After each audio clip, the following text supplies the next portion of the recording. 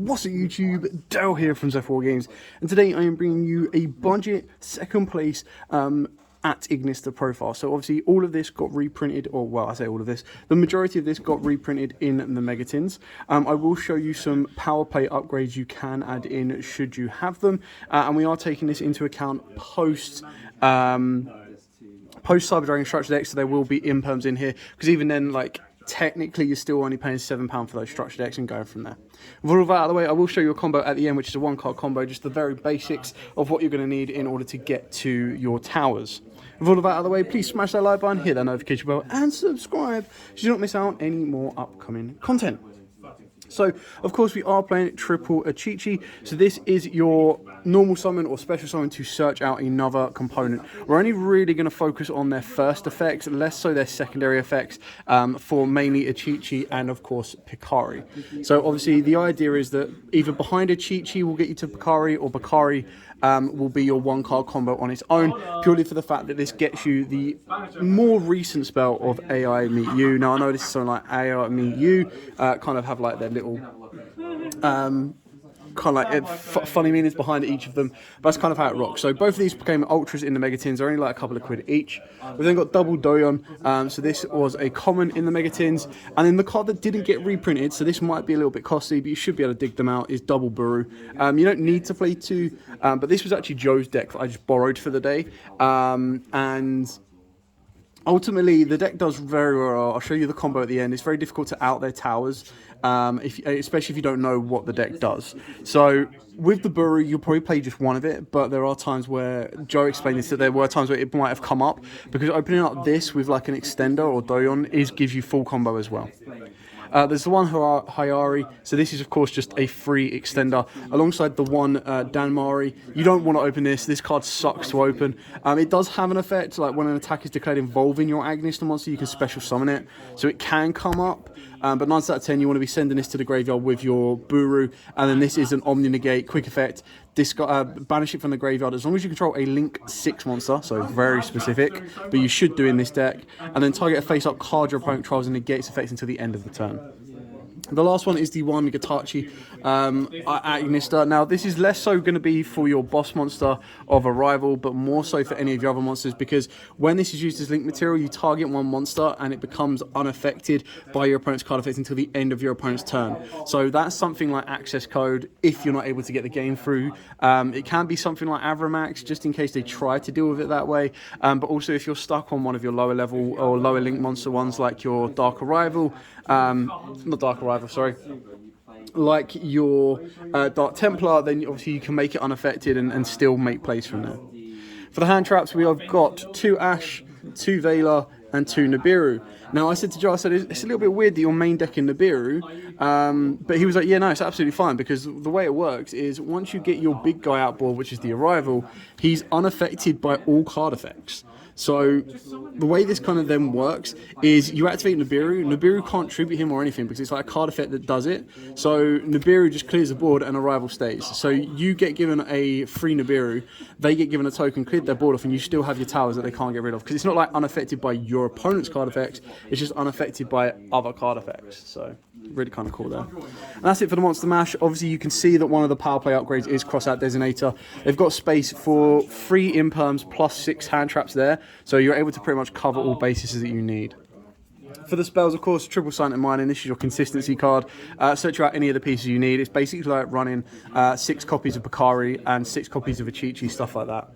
Triple Ignister AI Land. Now, of course, you don't need to play as many of this because you are always going to go into Infant. Infant's already going to give it to you, so there are times where you could arguably cut this down to 1, and the fact that if it's in the graveyard, you can recycle it. But there are the odd times when it gets banished that you might need a second one, and then, of course, you've got the AI Contact. Now, again, this is something that Joe's left in. I don't agree with it, but I don't disagree with it either, in the sense that you need to have AI land in your field zone and then get another copy to then put it back to the bottom of the deck and draw 3 cards. So it's very specific. I used it a couple of times times today, but you could arguably put in something else if you wanted to. You could put in like other draw cards because you're not really drawing throughout the rest of the combo. So again, a power play upgrade. You could put in something like Prosperity, but you do burn through your extra deck quite quickly. You could put in Desires because you are playing freeze of a lot of stuff, but then you want to make sure you don't banish your one-off. So the only reason you'd be playing Desires is after you've made your combo to kind of get to the other pieces you might want to either help you extend, but ideally just help you play through the next turn and OTK. We've then got 3 of, like, this card's nuts. So AI Meet You. So you reveal one side of this monster with 2300 attack in your hand or extra deck, and add 1 Agnista monster with the same attribute from your deck to your hand. During the end phase of this turn, take 2300 damage if you did not special summon the revealed monster or a monster with the same name after you resolve this effect. You can't activate monster effects for the rest of the turn. This card resolves except Cyverse, which is completely fine because you are only monotype. But the idea behind this is you literally just get to search out anything. You've got dark targets in your extra deck, you've got fire targets, and you've also got earth targets as well. So you've pretty much and wind. So you cover all the main attributes that you need. So it's not that big of an issue. And then with Doyon, you can actually reprise this. So that's something I did miss, is that Doyon. So Buru, if you use it as synchro material, can bring back the other monster it was synced with. And then Doyon is, when it is used as link material, it can add back one of your AI spells from the graveyard. On summon, it adds back, and this one, Foolish Burials. So. And then, of course, we've got Idol Reborn. So this is basically just a quick effect, Monster Reborn. You can't special summon monster for the rest of the turn again, except Cyverse. And then when an attack is declared involving 2 monsters, you can banish this card and 1 card from your hand. Type one of your AI spells or traps that is banished or in the graveyard, accept itself, and add it to your hand. So again, it kind of gives you recyclability, but you shouldn't need to. Like, the power play of this is you're going to get towers, block out your opponent for the turn. Search out a Reborn, activate the Reborn, bring back your link free, normal summon a monster straight into access code, off you go. If you have access code, if not, you've got stuff like Avramax you can go into as well. The final spell is the one called by the grave, because again, that's where crossout comes in, is you need to protect yourself from all hand traps where at all possible. But at the moment, if you are rocking a budget, crossout is called by is your best option. For the traps, this is your free crossout spaces. So this was in Joe's side, but I put in the mains for the budget reasons.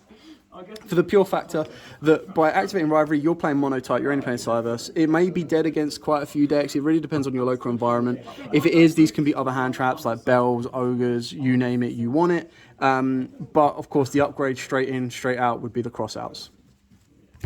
Then for the rest of the traps, of course, we've got Triple Infinite Impermanence. This is assuming post the Cyber Dragon structure deck. Pure fact that, again, you just buy the structure deck if you've already pre-ordered them or anything like that, and you should be able to get them relatively cheap. Buying the structure decks are like £8. I know the Infinities being sold on their own afterwards are going to be about £8 themselves, but it's kind of trying to keep the cost down where it's all possible. If you don't have Imperms, again, I'd probably bump up the Veilers, probably bump up other kind of hand traps, and that's where draw cards can come into play as well. And then the final card is the red reboot, for again the pure fact that it's like, okay, if I go second and it's a trap heavy deck, I do have a chance to deal with it. I could put in Harpy's Feather Duster if I wanted to. Other than that, if I go first and they imperm me, I could run the risk of red reboot, because at the end of the day, the imperm's not going to do anything to me because my towers is going to be boss. So you only really want to be dropping this if you know it's going to win you the game from that point on. Moving into the extra deck.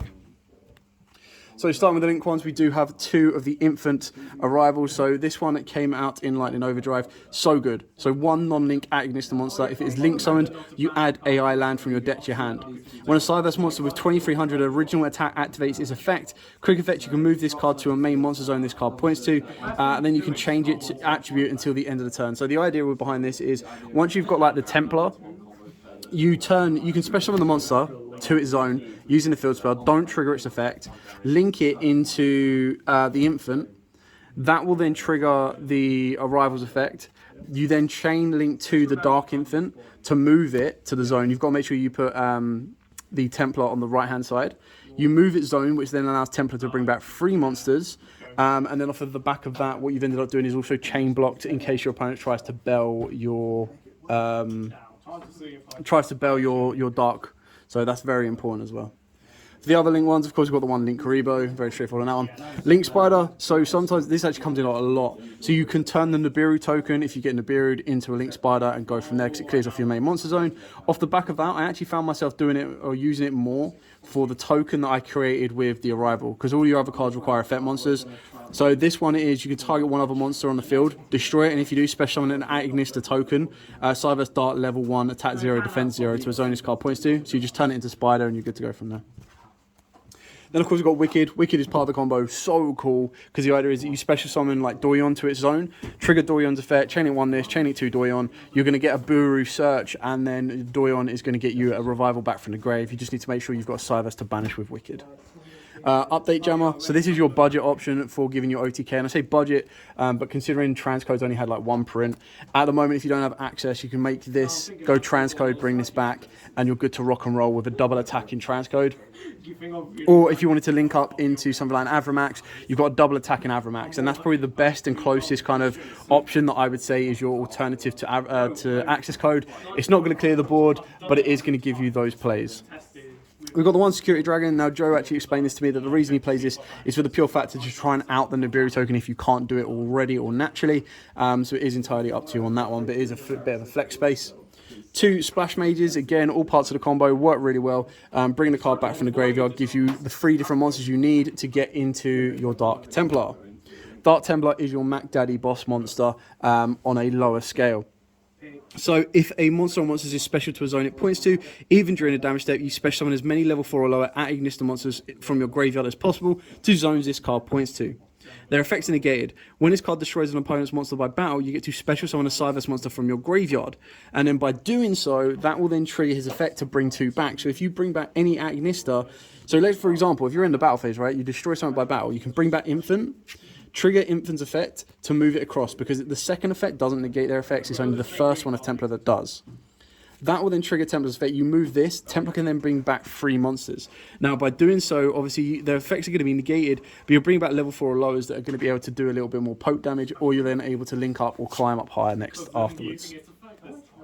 Got the one Fire Phoenix. This is literally only in here to reveal it as a fire to get you your Chichi. Obviously, hopefully, when we get the fire code, which is, I don't think that fire code is its actual name, but it's the one with Heat Soul, there you go. So it's the one with Salamangreat, so Heat Leo fused with Decode Talker as a Link monster. So once we get that, that changes. And then of course you've got the one Transcode Talker. This is your Mac Daddy boss monster. And then obviously Access, but Access is obviously going to be your Avramax, just because it's an alternative option. Now, obviously, if you have access, great, you're going to want to play it, but at 100 quid compared to like 10 quid for an Avramax, Avramax is your next best option, and that's going to be allow you to control the board a little bit more. It means they can't, even if they get a monster strong enough, they can't get over your Arrival, and Arrival is just like your Mac Daddy towers. Yes, it requires 3 monsters with different attributes. Yes, it needs to equate a Link 6, but that is exactly what your Arrival is, or your Templar is going to do. It's going to give you a dark, and then you bring back light, wind, and fire. Or even if you bring back a Doyon, you can then link that off and go into sync it off. Sorry, go into your Winged Pegasus, which gives you another bit of graveyard protection.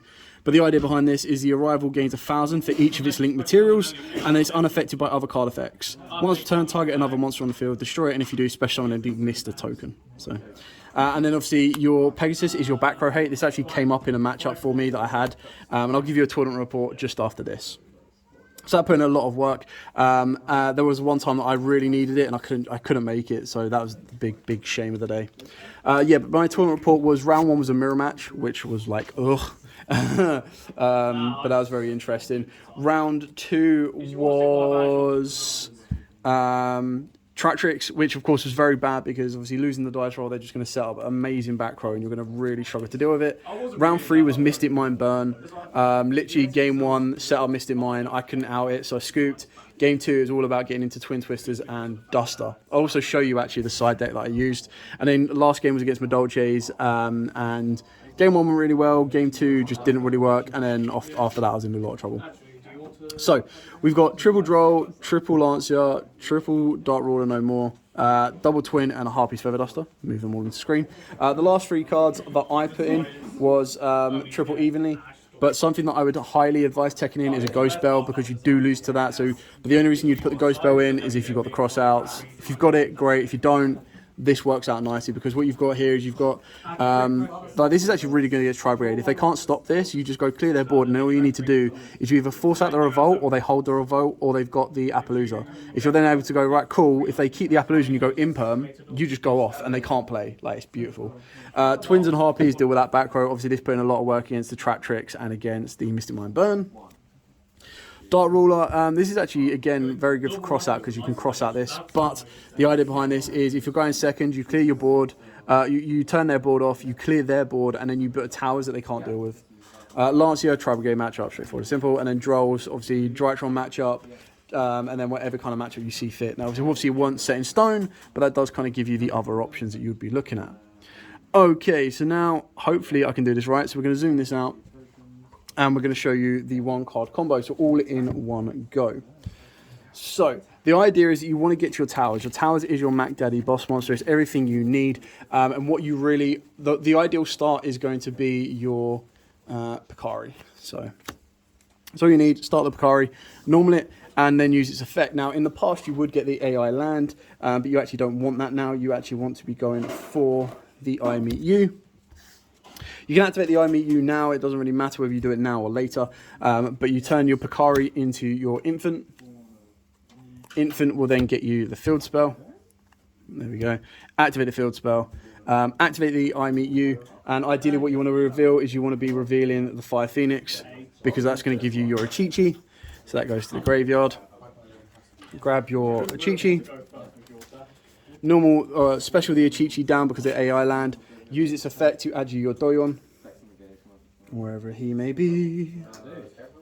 Of course, it'll be stat to the top. Add your Doyon. You're then going to link these two, Achichi and Dark Infant, together. And you're going to go into the Wicked. Wicked. There we go. Go into your Cyrus Wicked. Special summon down your Doyon. Chain it 1 Wicked, chain it 2 Doyon. You want to add back the Picari because it's the only one you haven't specialed now. Off the Wicked, you want to banish the Infant, and it's important that you banish the Infant because you actually need the fire attribute in the grave. And then Wicked is going to let you get your Boro.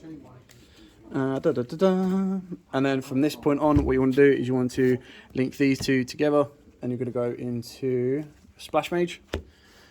And then keep in mind that you're going to use Doyon's effect, that because it is used to link summon, you get to target an AI spell in the graveyard and add it back to your hand, which is the Meet You. You've also got the Picari. Keep in mind you've got Picari and you've got Buru still in hand. You can special summon down the Buru. Effect of this is going to send your Danmari, sorry. There we go. Send the Damari. That goes to the graveyard. Then you can use Splash Mage, bring back anything you want, doesn't really matter.